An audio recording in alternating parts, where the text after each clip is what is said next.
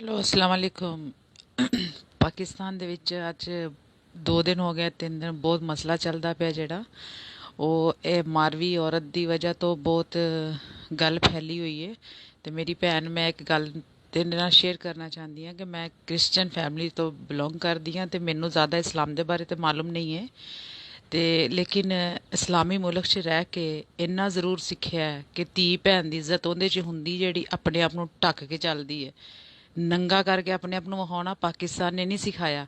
ਇਹ ਅਮਰੀਕਾ 'ਚੋਂ ਸਿੱਖ ਕੇ ਜਾਂ ਦੂਜੇ ਮੁਲਕਾਂ 'ਚੋਂ ਸਿੱਖ ਕੇ ਆ ਕੇ ਪਾਕਿਸਤਾਨ ਨੂੰ ਤਬਾਹ ਨਾ ਕਰੋ, ਕਿਉਂਕਿ ਪਾਕਿਸਤਾਨ ਤੇ ਬੜੀ ਮਿਹਨਤ ਕੀਤੀ, ਬੜੀਆਂ ਕੁਰਬਾਨੀਆਂ ਹੋਈਆਂ, ਬੜੇ ਮਰ ਗਏ ਇਸ ਨੂੰ ਆਬਾਦ ਕਰਨ ਵਾਸਤੇ।